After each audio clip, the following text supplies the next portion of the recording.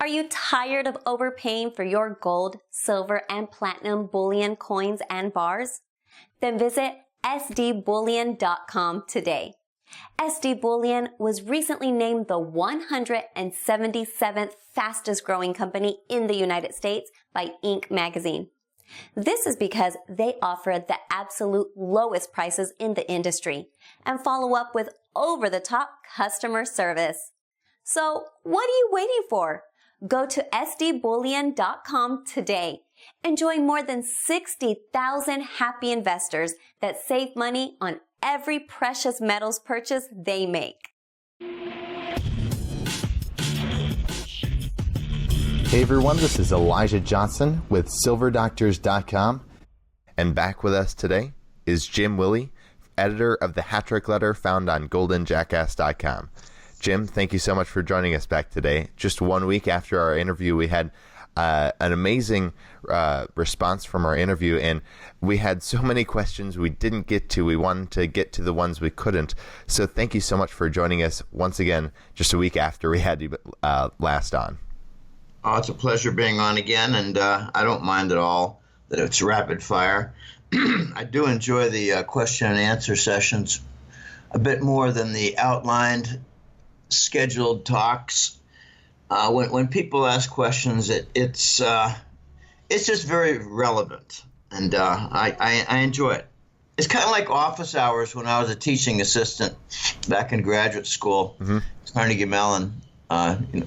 Sitting in the office and doing some work, and people flow in, and they've got questions from every which corner. It was a lot of fun. Definitely, and I'd like to start off with a question about precious metals. They want to know, when you order silver, gold, or other precious metals, do you think some bad guys see your order and target you? What safe places are there to store what you buy?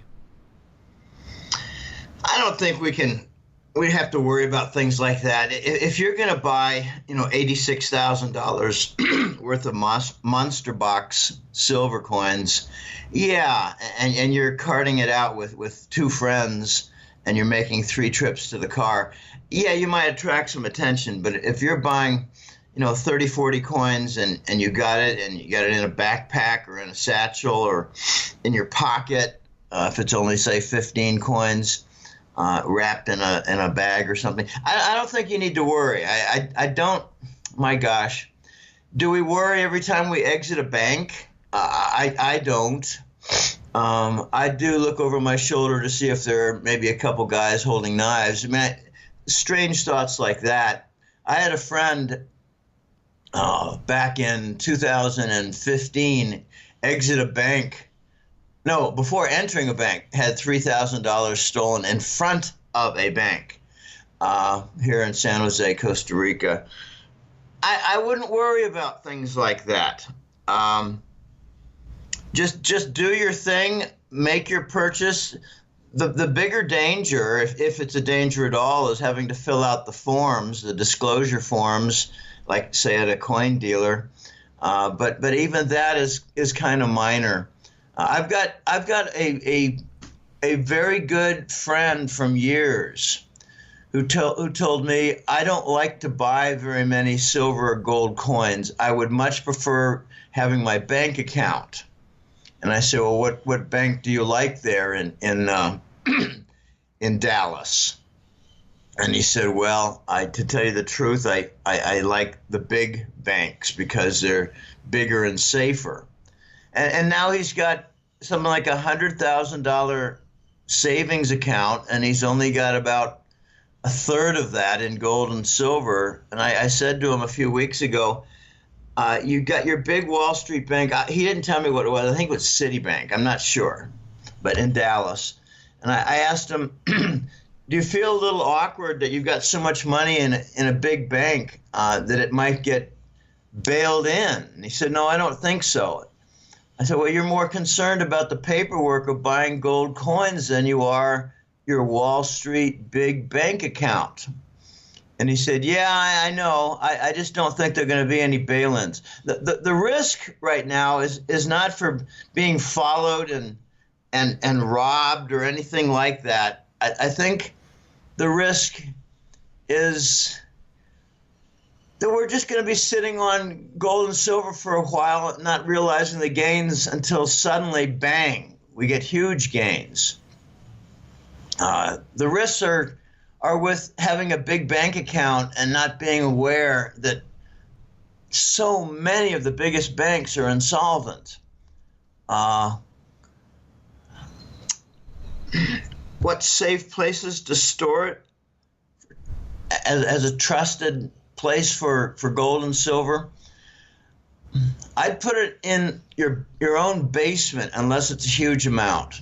I'd hide it with an old piece of furniture. I'd cover it with some old blanket. I'd make it look like a pack rat item that no one gives a damn about.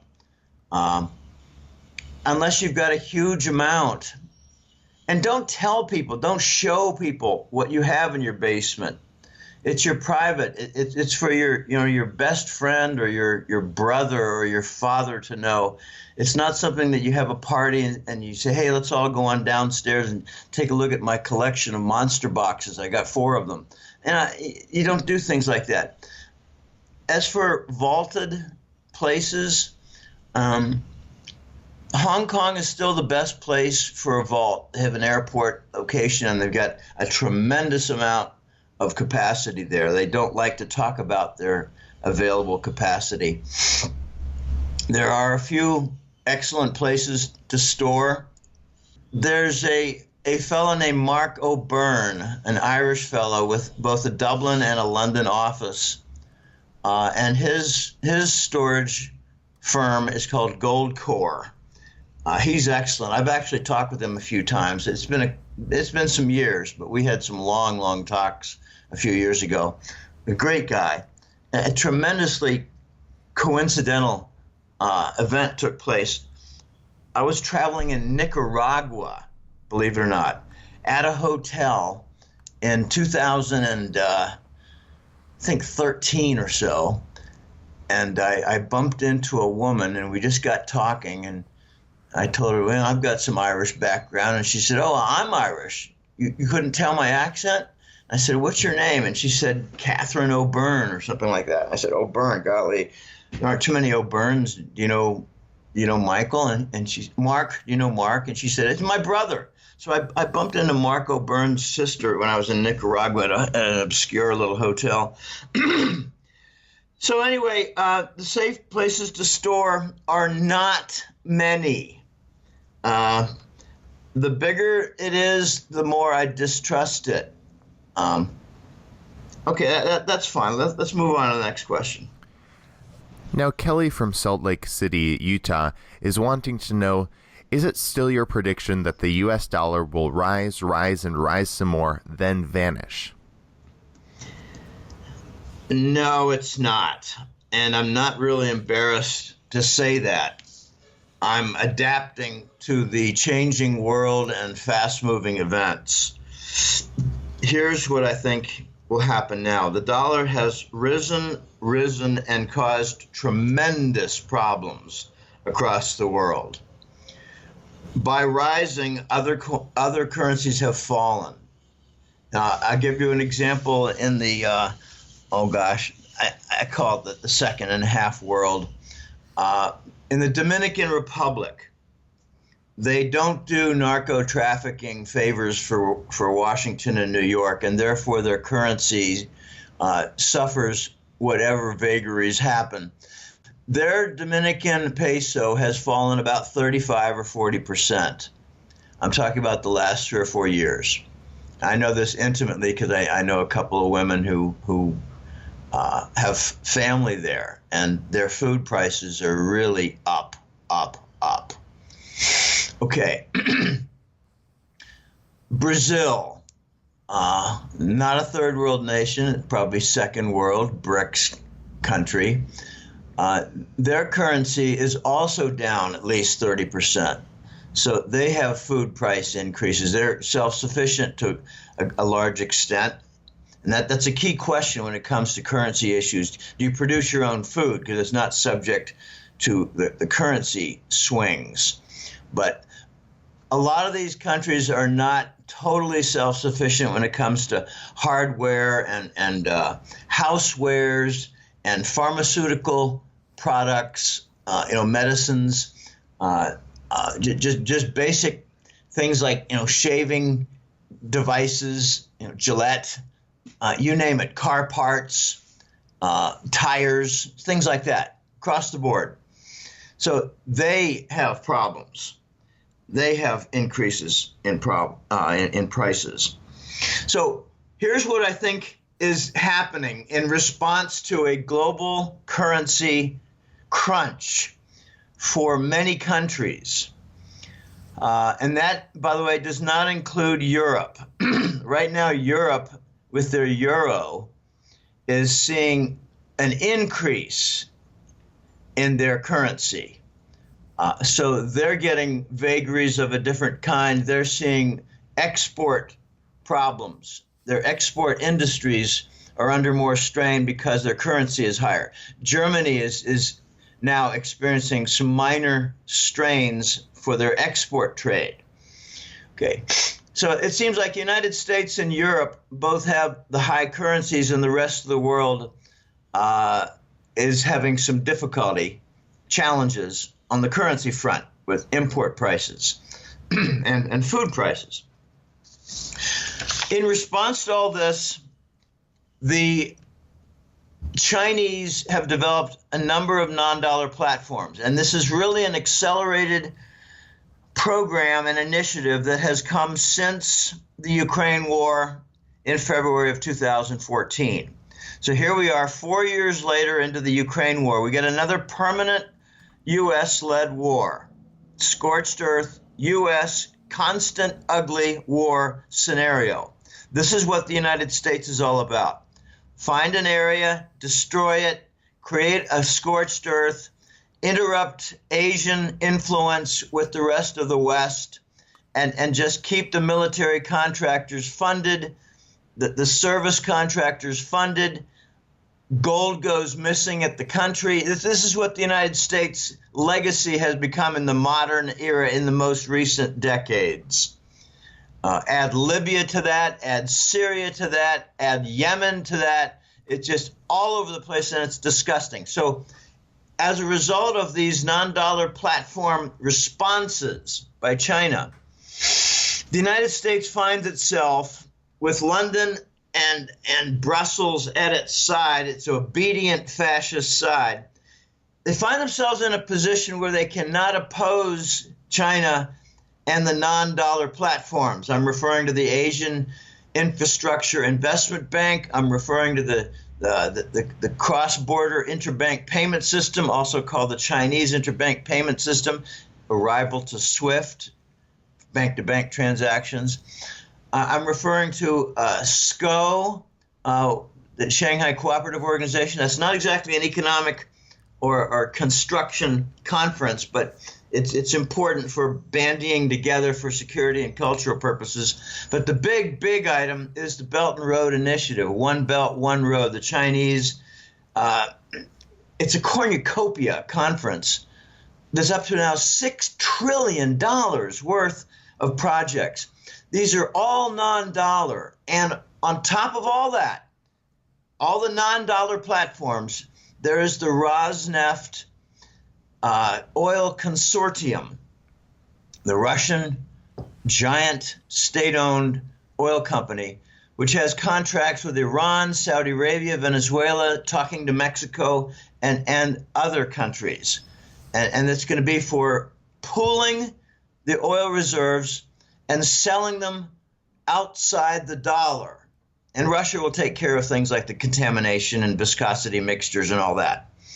Okay, so with all these non-dollar platforms for construction, for investment, for infrastructure, for oil mixture, and a new cartel that will bury OPEC. OPEC is now insignificant. It's the Russian Rosneft oil consortium that matters. That's a new oil cartel. What we've moved toward now is a dual universe. The United States cannot undermine all this significant critical mass non-dollar activity with numerous platforms, numerous channels, and 100 countries.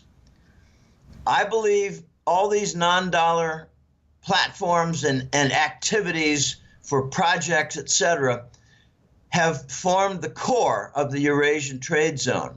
So what we've come to now is a dual universe where the king dollar is the Western currency reserve standard, and the RMB has become the Eastern currency reserve standard. Case in point is Russia and China. They completed their gigantic network of oil pipelines.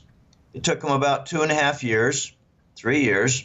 It's all done. They started it in 2015. It's all done. If it's not all done, it's 90% done, and ancillary sidebar channels are in the planning stage. Okay, all that Chinese, Russian oil commerce, all that trade is done in RMB. Okay, so in the East, they already have their Petro Yuan standard, the Petro RMB standard. They already have it. And it's been going along now for a couple of years. It's not brand new. The United States cannot stop this. So instead of the dollar vanishing, the dollar is going to tolerate the RMB development in trade and banking. They can't stop it. The dollar is not going to vanish. The dollar is going to allow the RMB now to compete. And with this competition, you're going to see the Chinese gain ground everywhere. They're going to gain ground, for instance, with Saudi oil purchases. They're going to be done in RMB. They can't stop it.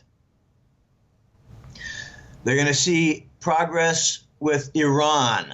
Iran is now pretty much a member of the Eurasian trade zone. They call it the Eurasian Economic Union, yet another EU. I just don't like these names. I call it the Eurasian Trade Zone. So much better name for ETZ. No confusion with EU being the European Union. No confusion with EU being the United States. It's États-Unis in French. EU. It's Unión. No, how you say United States? Estados Unidos. EU in Spanish. Okay, so the dual universe is now well along. This is not early stages. It's like middle innings of the tolerance between the United States dollar system and the Eastern RMB system. Next comes the RMB oil and gold futures contract triangle in Shanghai. For those who think it doesn't matter much, you're dead wrong. The Chinese are buying oil from Russia, paying RMB, and the Russians are converting a portion of that in Shanghai with gold directly. In other words, the oil for gold trade is on with Russia and China. The dual universe is going to be a very big concept. The United States must tolerate China or go to war. We're seeing the effects of trade war not going well. The United States is doing stupid things. Every foreign policy initiative since 9/11 has been a grand, if not grotesque, failure. Two cases in point regarding trade friction with China. The United States has done aluminum and steel tariffs and slapped them on China. China has turned around and canceled a grain deal and now signed on with Russia, a multi-billion, multi-year grain deal. China canceled a soybean deal with the United States, turned around and signed a multi-year, multi-billion-dollar Brazilian soy deal. So wherever the United States tries to apply its muscle, it loses enormous commercial deals in trade. Okay, so it's not going to vanish the dollar. It's going to tolerate the I don't want to call it a rebirth, the growth, the sustenance, and the development of the RMB currency. And later down the road, when China, when China introduces the gold trade note built atop the Shanghai contracts. The gold trade note will be important in commerce for trade payment, which will further displace the U.S. Treasury bill. When China makes further progress, they're going to introduce a gold-backed RMB, and that will accelerate the decline of the dollar, even in the West. Okay, so let's move on. Now, Daniel is wanting to know, as we see this decline of the dollar, what do you think will happen to mortgages and other debts? This is a point of extreme interest and curiosity. It is impossible to know exactly how this is going to turn out. We have to look at past precedent. Let's look at 1993. We had the Mexican, it's often called the tequila crisis. The Mexican peso had a severe devaluation. I don't have the exact figures, but I think it was something like 30%. In Mexico, the same issue was brought forward. And in Mexico, what they did was they protected their big banks. The big banks, if there was a new valuation for the peso and everything was kept the same regarding mortgage contracts and car loans and other additional, backed loans, even personal loans, I would believe. If nothing was stated, then with a devalued currency, people could have used the cheaper inflated peso currency to pay off their fixed amount on their loans. And it did not work that way. What the Mexican banks did in 93 was to increase the loan amount by the devaluation, inverted. And it meant that they had the cheaper inflated pesos, but they had to pay off even more on their loans. Okay, if they had done nothing, the banks would have been left vulnerable with those losses. It would have been an immediate 35% loss across the board on all their loan portfolios, their entire loan books, their portfolios, even the commercial loans, company to company, or bank to big company. Therefore, this question can be rephrased. Will the banks do nothing and absorb the entire loss from currency revaluation? And I say, hell no. When have they ever done that? So if the United States launches a new currency and it's devalued out of the gate, look for the loan balances across the spectrum within the U.S. banks to increase on their loan amounts. The loan volumes will grow. They will respond to the devaluation. If they don't, it means the banks absorb instantly an enormous multi-billion-dollar loss. We don't do things like that in the United States. The banks take care of their own. Wall Street is running the U.S. government, along with Langley at its side. So this is a CIA Wall Street government running the United States. Do you really think they're going to absorb the entire loss from a currency devaluation upon any introduction of a new currency for the dollar? It's folly to think that they're going to absorb multi-billions in losses. Next, let's move on. Now, just my question here about the mortgages in Puerto Rico and the debts. When they revalued the mortgages, right, added the 30% on, what about the depositors in the bank? Because it's really their money, right, that the bank loaned out. Did they get a boost, or did they have to suffer the inflation? Well, let's be a little bit more accurate. In the 1960s, 70s, and most of the 80s, that point was true. In the 90s, 2000s, and 10s, banks don't lend out depositor money. Banks borrow from the Fed and lend fresh new money. So what's going to happen to depositors? I don't know. I'm guessing. I don't have a great answer here. I'm guessing that if a depositor has $100,000 sitting in the bank, there'll be a forced conversion. And I really doubt it'll be favorable to the depositors. I think it'll be seen as an opportunity to hoodwink the American citizens who have bank accounts and to earn their resentment and anger and disgust with a bank policy that will not be favorable to them.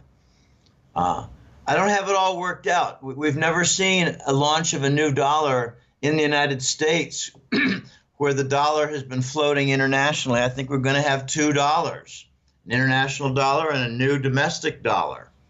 We're working in that direction right now.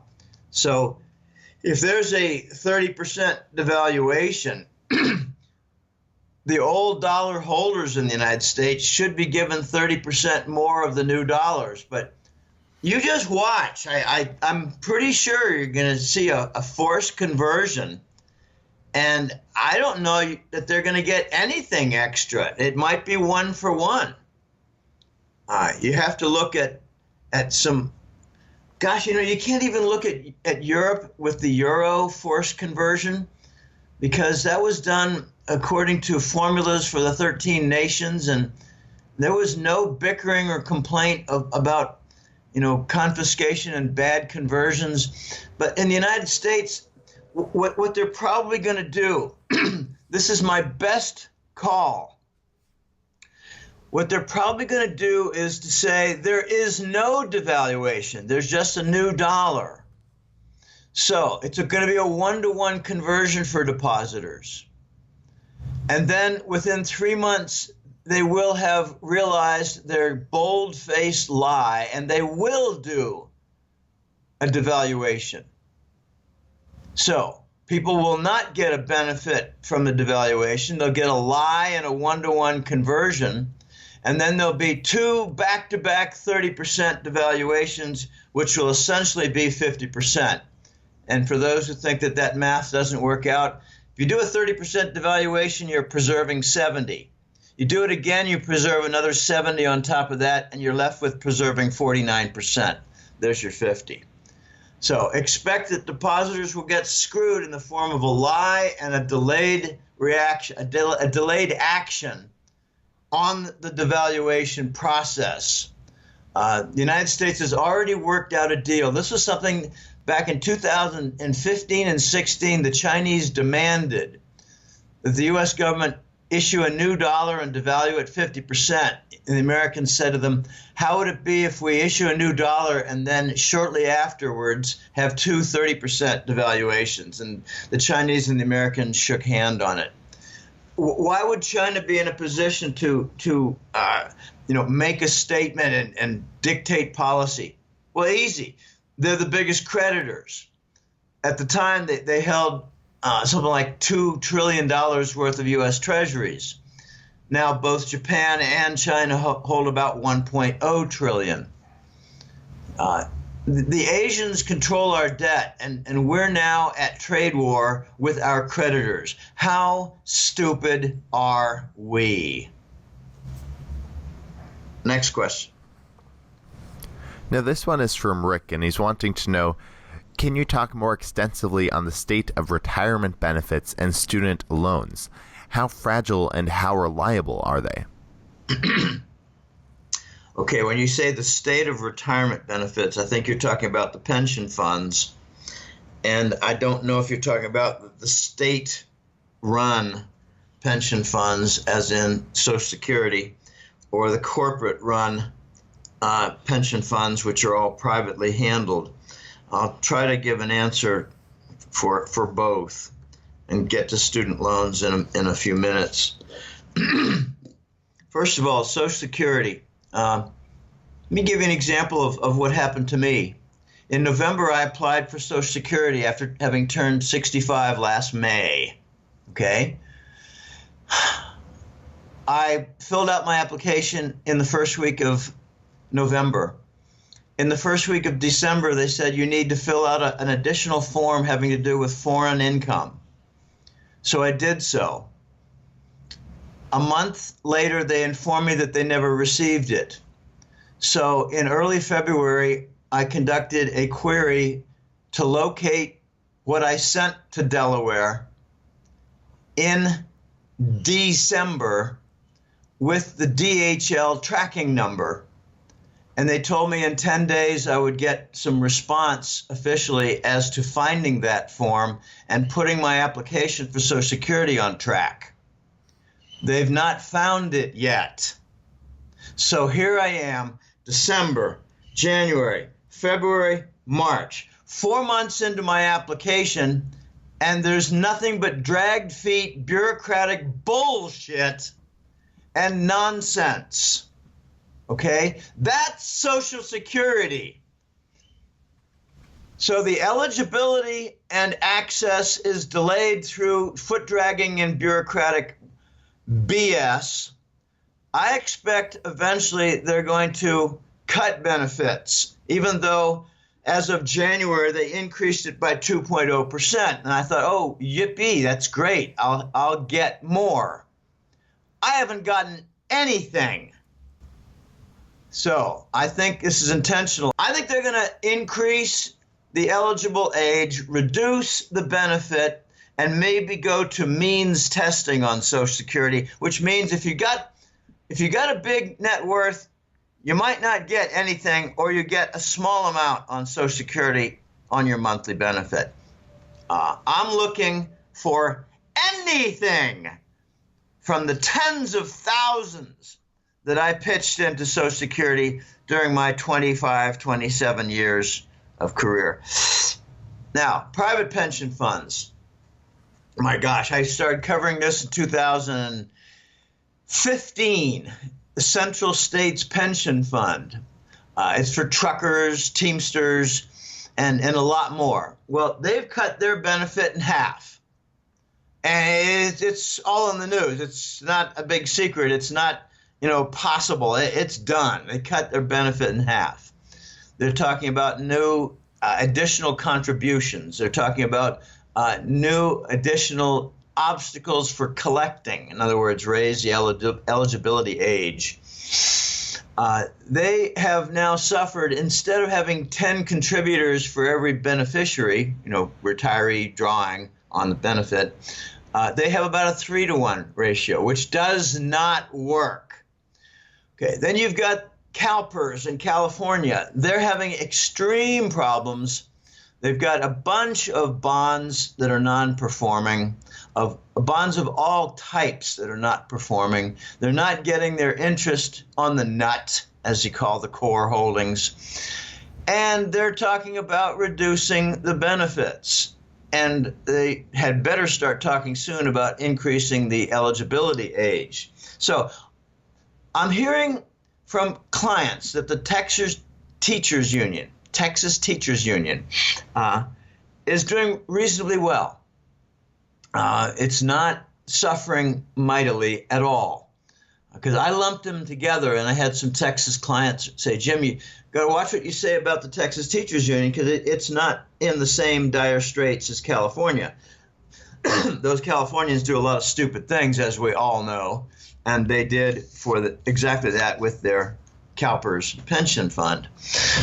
Oh, my goodness. It just goes on and on. The Chicago pension system is all a mess. I think it comes down to three things with the private pensions. They're going to reduce the benefits, they're going to raise the age for eligibility, and they're going to increase the amount of contributions going in from the very few remaining people who are employed. Okay, if we had a sluggish recovery and the economy had positive growth, these pension funds would not be suffering like they are. They're proof positive of lies coming out of Washington regarding the economy. All right, now for student loans. We're up to about $2 trillion now in student loans. We've had surveys where over 40% of the students who have loans actually stated that they expect that there will be bailouts for the student loan sector, and they won't have to end up paying off their student loans. There's an interesting phenomenon going on now. Students talk to each other. They realize that for 5 years there have been very, very few jobs. When I got out of graduate school in 1980, I got 4 job offers with a doctorate in statistics, which is pretty attractive. Right now, if I were exiting, I might get one offer. It might not be a great offer, and I would take it. But nowadays, students are not getting offers. They're driving taxi cabs, they're serving tables as waiters and waitresses. They're not getting jobs. So with all the chatter about difficulty in landing jobs upon graduation, what they're doing is they're continuing in school, and they're taking out yet more student loans. And the big question is, where is any of this going to be paid off? I'm wondering if we're going to have a QE round where they not only cover municipal bonds, but they cover student loans. I mean, wouldn't it be amazing if there was a QE initiative that says there's going to be a 25% bonus on all student loans. 25% of your volume on the loan is forgiven by a federal grant to make it easier so that after you do exit school and get a job, you won't be behind the 8 ball so badly. Okay, let's move on. It's just a very difficult situation. The economy has been stuck. I make this comment very often. It is stuck in the most vicious recession since the Great Depression. Every year, we're somewhere between -3 and -5% in a recession. Every single year since 2006. Every year, we claim that we have only 2% price inflation. Sometimes it's 8. Sometimes it's 6. Sometimes it's 5. Which means the lie is sometimes 6%, sometimes 4%, sometimes 3%. They're calling inflation growth. Subtract the 3, 4, or 6% from the puny 1 or 2% economic growth, and what you get is -4, -2, or -1% growth every single stinking year. We're stuck in a recession. There's no such thing as a sluggish recovery. That is fascist dictatorship mantra. You cannot work in Wall Street as an economic analyst without including sluggish recovery in your narrative. It's nothing but BS. Let's move on. S. Walker is wanting to know, can the ECB ever stop QE? Currently, they're doing about 30 billion euros per month. What they admit to is not actual reality. I remember the U.S. Fed was admitting to 60 billion a month, but behind the scenes it was quite clear it was more like 2 trillion a month when you count the derivatives. So their comments are really focused on sovereign bond purchases. They don't talk about the other purchases. And recently, I know I'm switching over to the Fed because it's a little bit more understood on its activity. The Fed is buying stocks, and they don't talk about that volume. The Fed is the most important stock component for demand, the stock market, S&P, Dow, NASDAQ, you name it. The Fed is not talking about their crude oil purchases. The biggest factor lifting the crude oil price above 60 right now is the Fed. They're trying to rescue the Wall Street banks from their broken and putrid energy portfolio that's dominated by shale. When it comes to the European Central Bank, they announced a good 18 months ago they're going to be purchasing corporate bonds. Well, they wrecked the sovereign bond market, so they decided it's time to wreck the corporate bond market. I mean, why would Italy, in absolute tatters with bank runs, why would their Italian government bond be operating at such low, rosy rates that compete even with the U.S. 10-year. It's because the Euro Central Bank under Prince Draghi are buying it, or is buying it.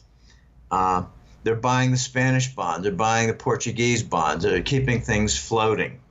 Okay, the result of all this is that the Euro Central Bank now has $5 trillion worth of toxic paper on their balance sheet, dominated by sovereign bonds, but with an increasing amount of corporate bonds. Why would they buy a corporate bond that was doing well? Well, they want to save the system. Therefore, what they're buying is not viable, is not a healthy bond that can float on its own. In other words, they're falsifying the value of these corporate bonds. They're sitting on toxic paper. So the Euro Central Bank has $5 trillion and the U.S. Fed has $4.5 trillion. Little known is that the Fed has twice as much Fannie Mae bonds as they do U.S. Treasury bonds. So the Fed is supporting the housing market, keeping rates artificially low. And that's going to backfire in a big way. I don't know when. How long can the Euro Central Bank continue this? I don't know. Not exactly forever. They've got some new problems now with the euro too high. Over 120 is a minor problem. If it ever gets to 130, it's going to be a big problem. I remember I got into a debate with a contact from The Voice back in Central Europe. This debate was in '09. I said to him, I don't agree with you. You telling me that the Euro Central Bank will never lower its rates to match the Fed like at 1%, because you're telling me that the Euro Central Bank is more responsible and working side by side with, say, Deutsche Bank. I'm sorry, the Bundesbank, the German central bank, working side by side with the German central bank. And I don't agree with that, sir. I don't agree with it. I think that you're going to have problems in Europe with a high euro valuation. And once it gets, above 130 or 135, the Euro Central Bank will break down and bring down their interest rates so they don't lose the export trade in Europe. And that's exactly what happened. And I had to be very careful not to insult a friend of The Voice. And I learned later that he respected me even more for that disagreement, the way I expressed it and how it turned out. Currencies have a way of righting the ship and forcing policy. Currencies also have a way of distorting the ship and making the distortions uniform across the globe. That's what I think is going on now. The Euro Central Bank is in deep, deep trouble. They have to continue supporting these Southern European sovereign bonds. And an interesting phenomenon has been going on that really addresses the answer to this question. Both the German banks and the Euro Central Bank have stopped in their Italian government bond purchases and turned into net sellers. What they're essentially declaring is that the first crisis to occur in Europe, in the EU, will be in Italy. I don't know how it's going to play out, but in the last year or more, we've seen a few bank runs. We've seen some bond destruction among their bank corporate bonds. In other words, a corporate bond for a financial firm called a bank.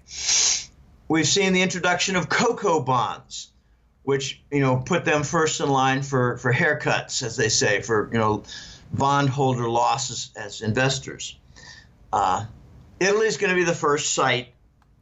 So watch them to see when the QE programs in Europe halt.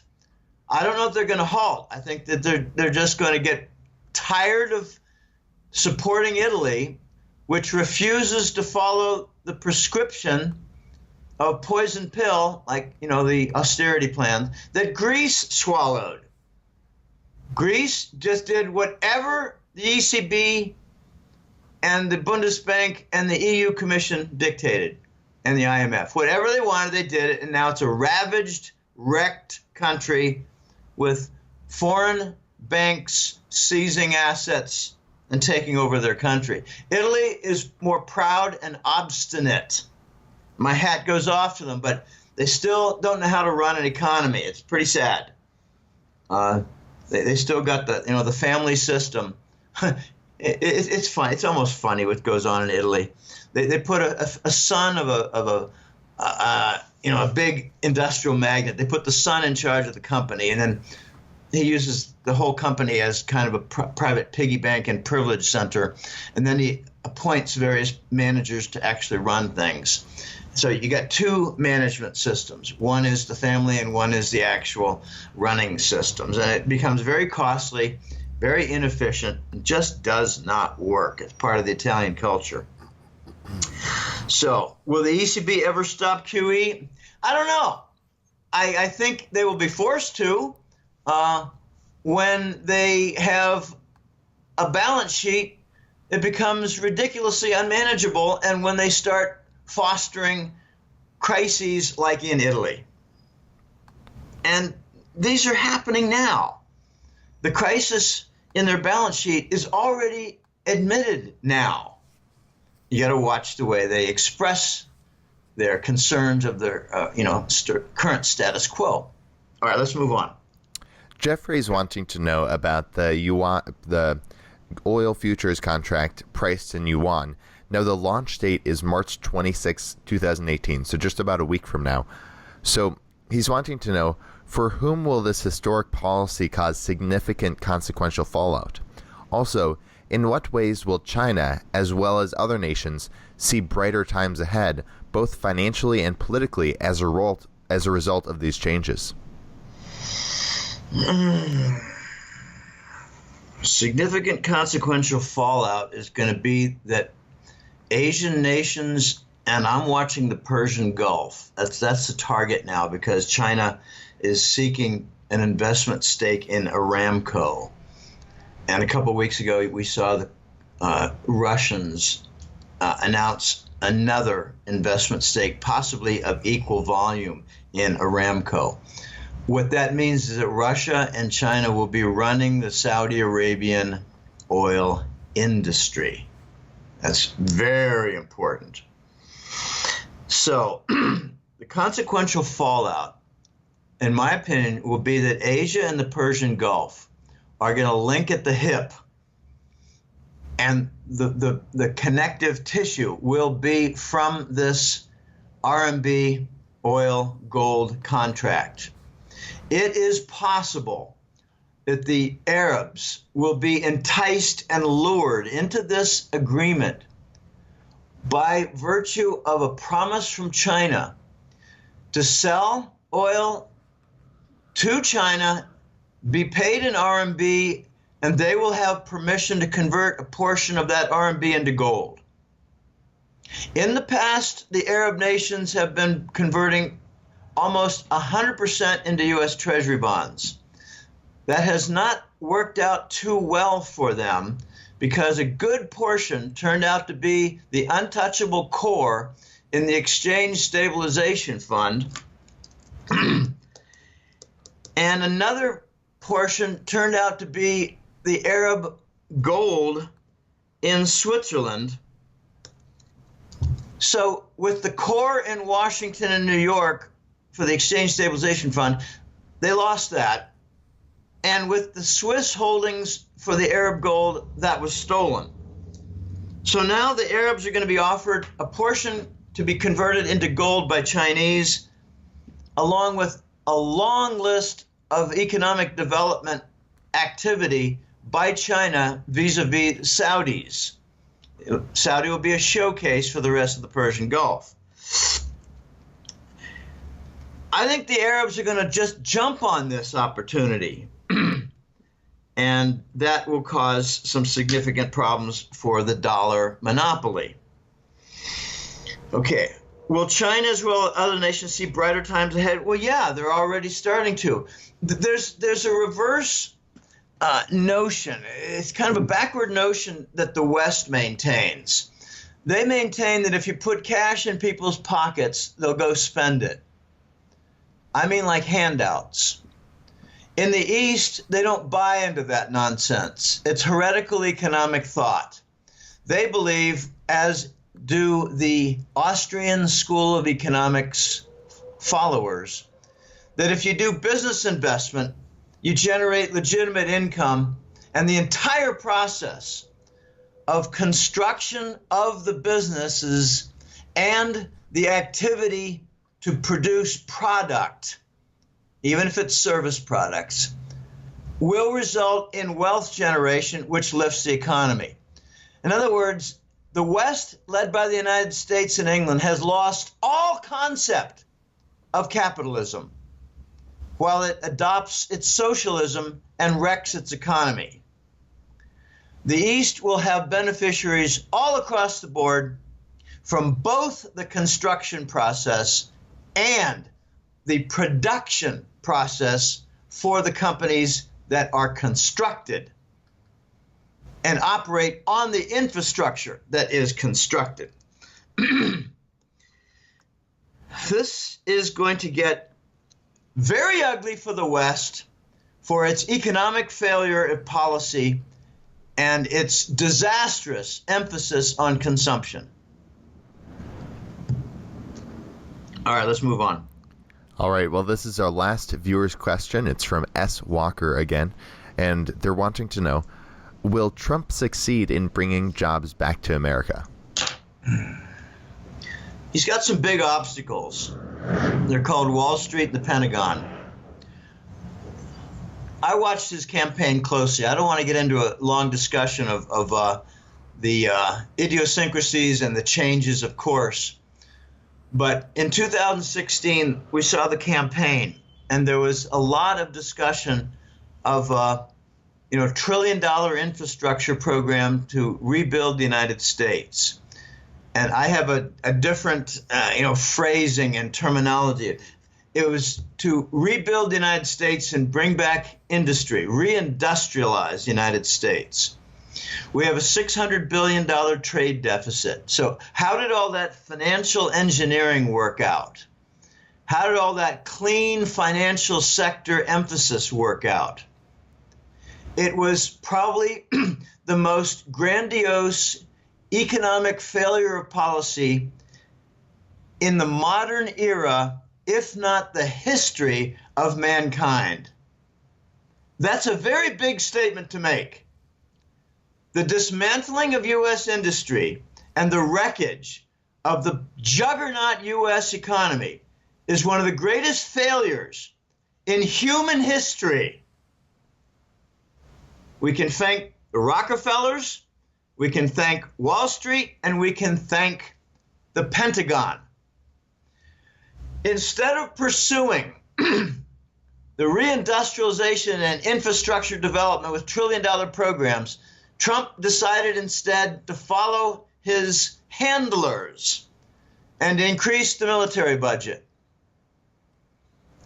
We haven't had one lifted hand in 14 months toward infrastructure programs and initiatives to rebuild the tattered, near third world conditions in the United States. Not one hand lifted. Name one project. Instead, what we hear are secretive stories about, confiscation of wealth, bringing back, returning, repatriating foreign, U.S. gold held in foreign hands, foreign locations, hidden locations, Indonesian gold, Thailand gold, that's of U.S. ownership by the U.S. elites who refuse to bring it home. Okay, and wars fought, private wars fought, bringing down airplanes that are loaded with gold in Asia.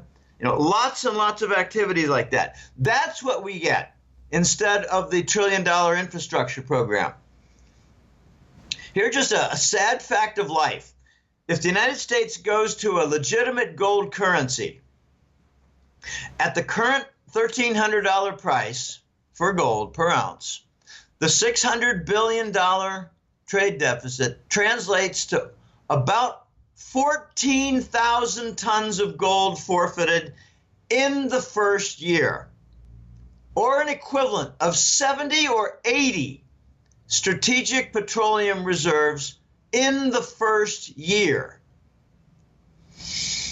We're not ready for the gold standard because we have not fixed our industrial imbalance that causes now the $600 billion trade deficit.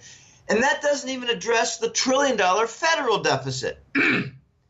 We need a foreign cooperative plan, both to rebuild the infrastructure of the United States. I'm talking about port facilities, super highways for maglev trains.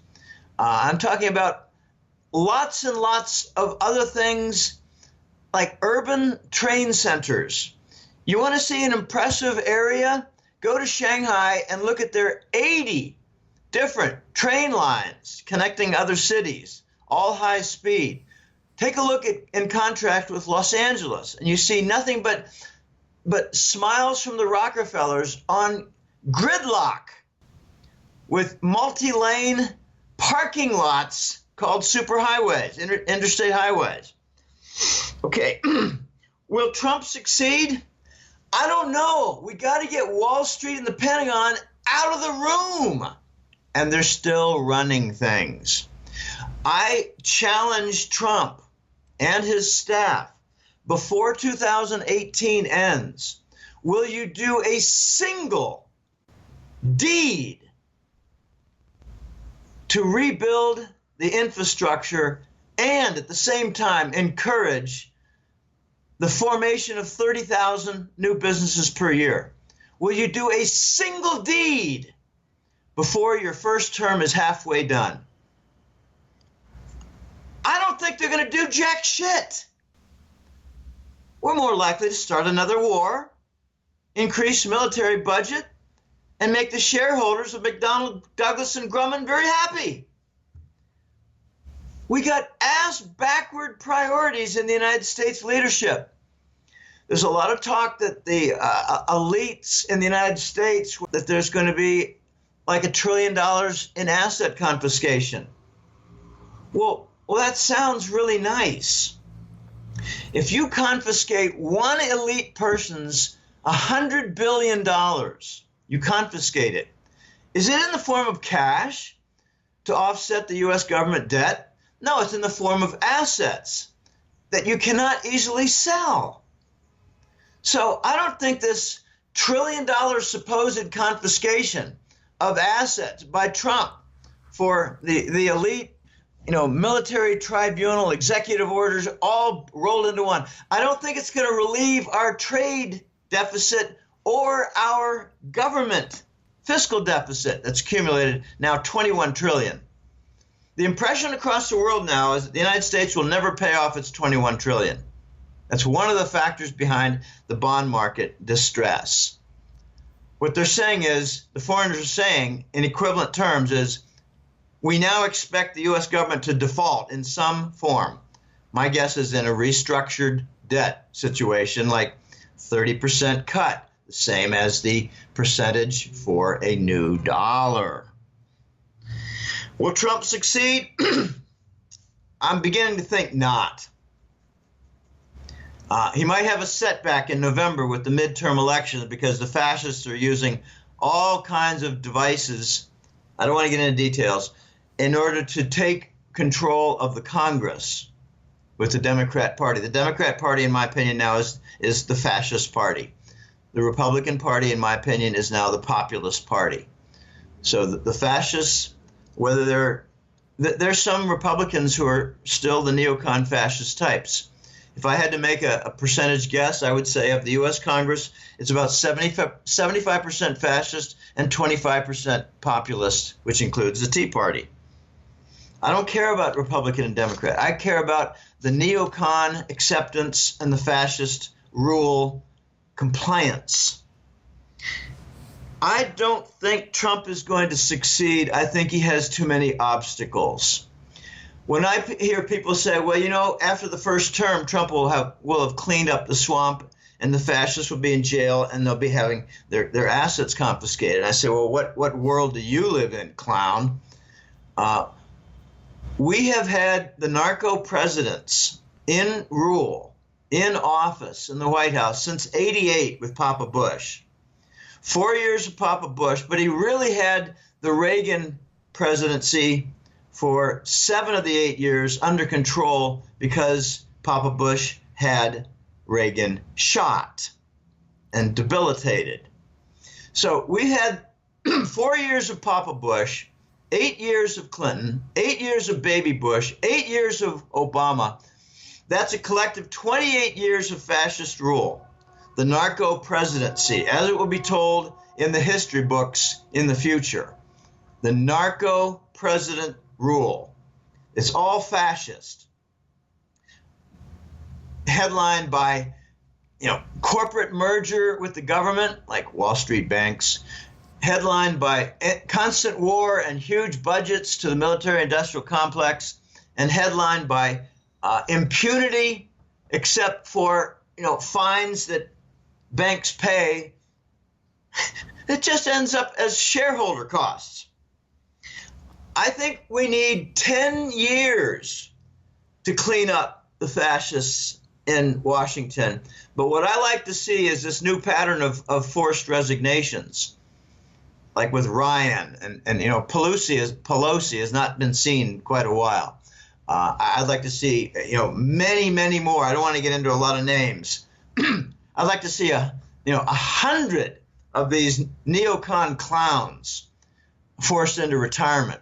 I don't want to see them replaced by a Langley agent in street clothes who wins a congressional seat. We need 10 years to clean this up. It's not going to be done in 2, not even remotely in 2. And very little progress will be seen in 4 years. Look at all the opposition that Trump has in the Congress and in the press. Will Trump succeed? Probably not. Not in the first term. We still have a colossal drain of jobs for the U.S. We're doing all the wrong things.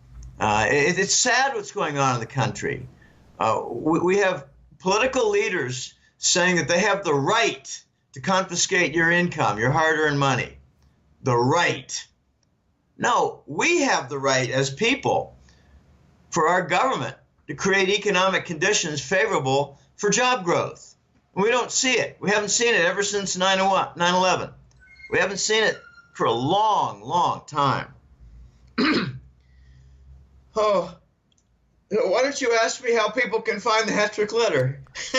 Definitely. Well, that was our last viewer's question, Jim, and we really appreciate you coming on today. Did you want to share with the viewers where they can find you? Yeah, it's www.goldenjackass.com.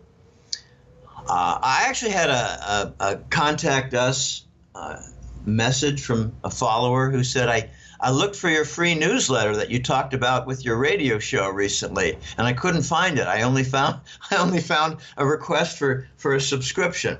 Well, that's it. Okay, the goldenjackass.com site has a free section. The free section includes interviews and public articles, and only that. Interviews and public articles. I don't have repeat interviews unless they have a link. I also come out with about a once per month public article.